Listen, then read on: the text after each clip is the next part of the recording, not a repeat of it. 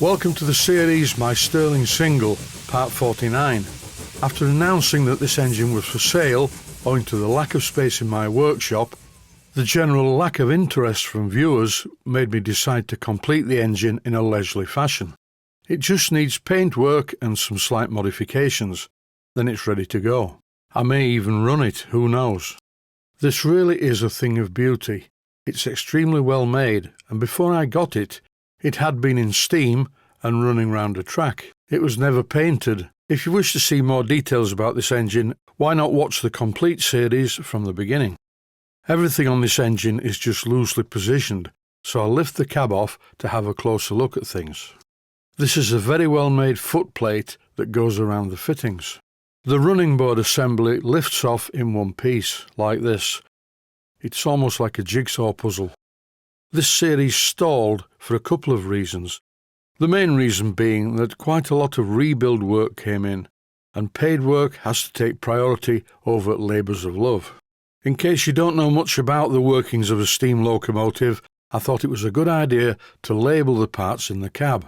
The main steam whistle, not the dummy one that's going to be fitted to the boiler, is underneath the cab floor, and here I've labelled the support that holds the whistle. This is the check valve from the hand pump. I fitted 2 live steam injectors to this engine, and each of them required their own check valve, so this is the injector check valve adapter, and next to it is the injector adapter inlet, and above that is the water gauge blowdown valve. And furthest away from the camera is the axle pump bypass valve. Opening this stops the axle pump from feeding the boiler. There is a live steam injector at each side. Both of these were specially made for me by my friend David English at Jubilee Fittings. The internal components are the same as usual, but the outer parts are different. I'd like to bring your attention to the workmanship standard on this engine. It is exceptional. Look how the valence is held in position as it goes around the splasher. And don't forget there are 2 of these.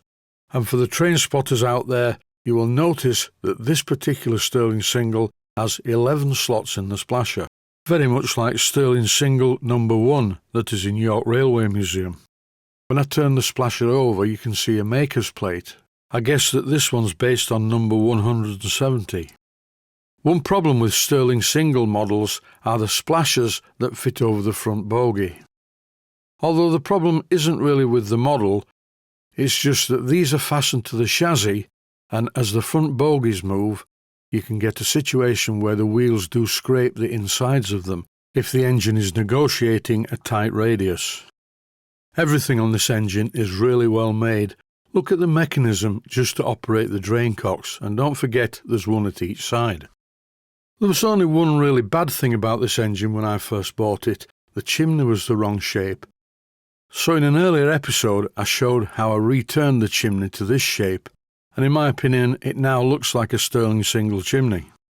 This engine is complete with brake gear, and here are the components. I don't think they've ever been fitted. The braking system is complicated on a Stirling Single. There is one brake block for the large 8-foot diameter wheel, and another brake block on the smaller rear wheels.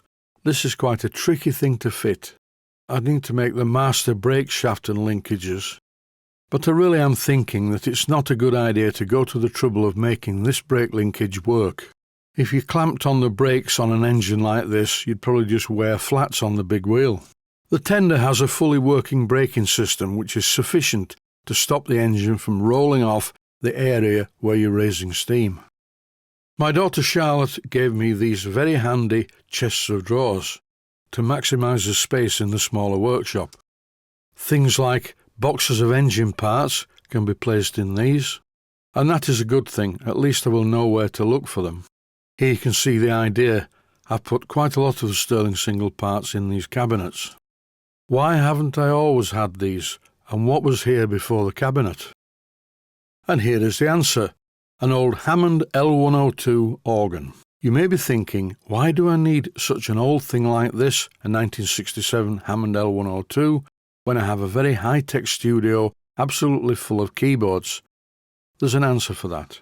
I'll make this quick before anyone writes in saying I did not subscribe to this channel to see things about Hammond organs and prostate cancer. Why do I want an L102 in my house? Well, it's a nostalgia thing. When I was young, I went to see a band called The Nice in 1968. And this is the model of Hammond organ that Keith Emerson played in the band. Not the actual one, but the same model.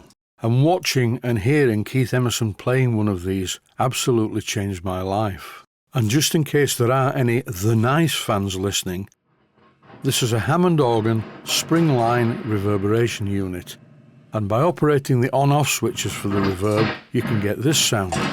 And just in case you don't know, this is how Keith Emerson made the introduction sound on the track Diamond Hard Blue Apples of the Moon.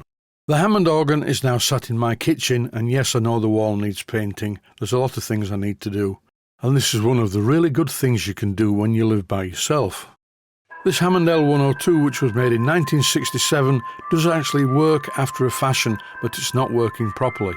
I'll be repairing it shortly, but I will not be videoing the process. I'm going to go back into the workshop and work on the Stirling Single. Here is the cab, and once again it's beautifully made. The ring needs marking because it has to sit in this odd position. I think I'll fix it permanently in place using Loctite 603, but I'm going to double check because it really does have to be in the correct position. This is the underside of the footplate, and look at the attention to detail. In the cab there is a lever, and this is a cylinder drain cocks operating lever. And I've shown the cylinder drain cocks, but here they are again. As you move the lever, the drains open and shut, which is to get rid of the water in the cylinders until they get hot enough to stop the condensation from taking place. This is one of my bright ideas that was a failure. The check valve adapter for the two injectors is underneath the footplate. Here they are. And I connected them to another check valve without a ball in it. I modified it to act as a valve. But the valve is now stuck, so it's a bit of a waste of time. Even WD-40 didn't free it off. There's only one solution, and that is ultraviolence. I cannot unscrew this unit without removing the valve, and that proved to be quite impossible. The only thing I salvaged from this job was a union nut and an O-ring.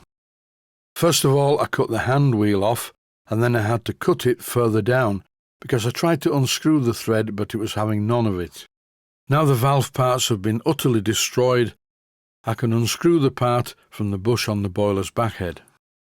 Even this was quite tight. I had to use a pair of pliers, but eventually it came out of the bush without event. And that's it for this episode. Stay safe, stay healthy. Thanks for watching, and I hope you found it useful. Please take the time to visit my Mainsteam Models website and click on the section of the website that says Video Playlists. And by doing that, you can find other videos that you may like to watch. And by using the playlists, you can actually watch the videos back to back.